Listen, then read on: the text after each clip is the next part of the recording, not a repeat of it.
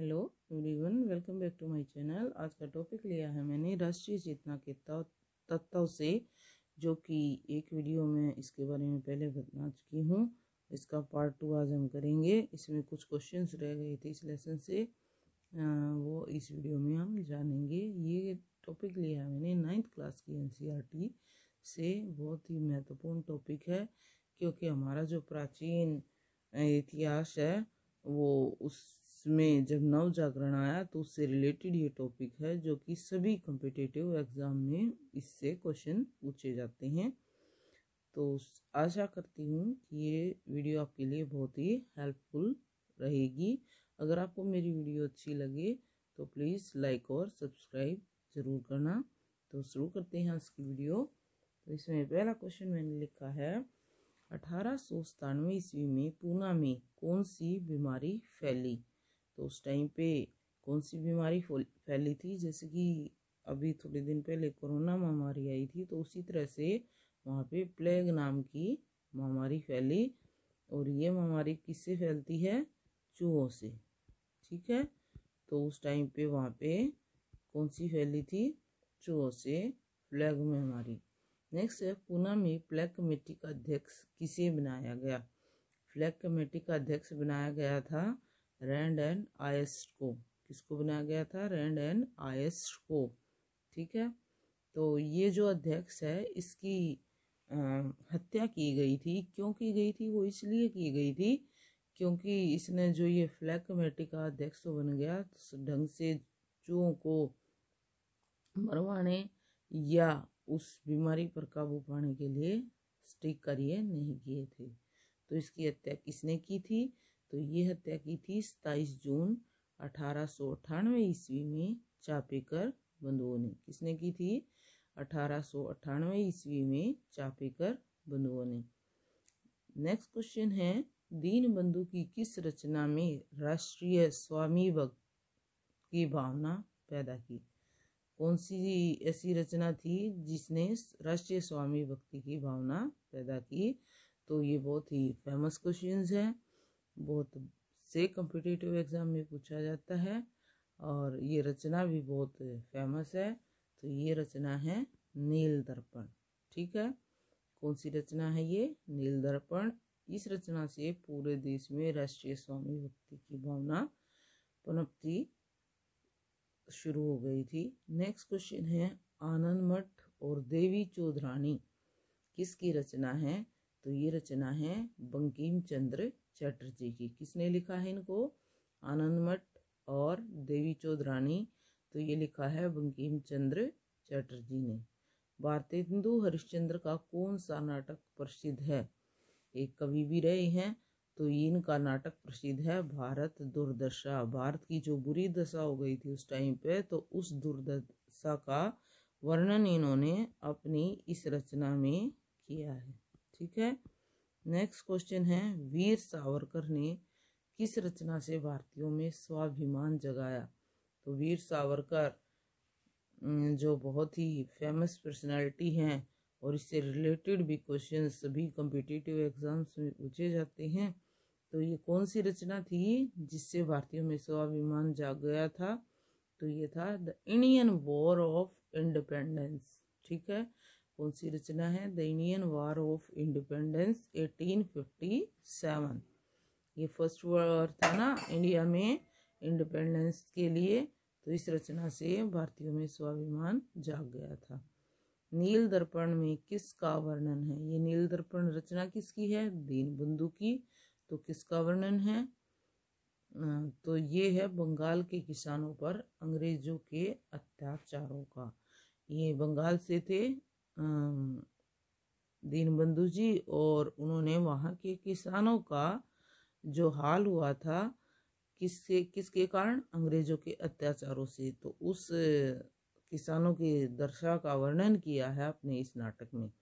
Next question लेंगे हम, किन राष्ट्रीय लेखकों की रचनाओं ने लोगों में राष्ट्रीय भावना को जगाया या राष्ट्रीय भावना लोगों में भर दी? तो इस तरह के नाटक, कहानियाँ और उपन्यास उस टाइम पे लेखकों ने लिखे हैं, तो उससे लोगों में जागरूकता आई और अपने राष्ट्र के लिए उन्होंने मरने मारने की ठान ली, तो ये हैं जैसे कि बांग्ला भाषा में रविंद्रनाथ टैगोर की रचना, असमी में लक्ष्मीनाथ बैजू बावरे की रचना ने, ठीक है, मराठी भाषा में विष्णु शास्त्री, और हिंदी में थे मुंशी प्रेमचंद जी।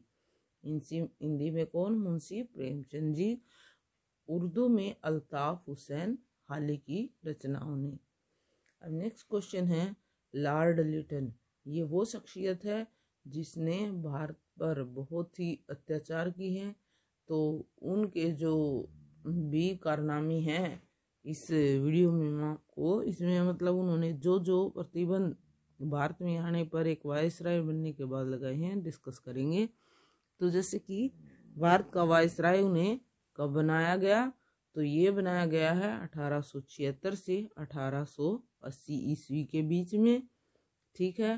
पहले ये जान लेते हैं वायसराय का क्या अर्थ है, ठीक है। नेक्स्ट क्वेश्चन इसी से रिलेटेड है कि वायसराय का क्या अर्थ है। भारत में इंग्लैंड के जो सम्राट या सरकार का प्रतिनिधि जो होता था, ठीक है, उस टाइम पे भारत पे शासन किसका चल रहा था? अंग्रेजों का। तो वहाँ किसका शासन था? सम्राट, वहाँ राजा रानी की था ना, और या वहाँ की सरकार का जो प्रतिनिधि इंडिया में रह रहे थे, तो उसको हम वायसराय कहते हैं। नेक्स्ट क्वेश्चन है ICS प्रवेश परीक्षा में आयु घटाकर कितनी कर दी गई?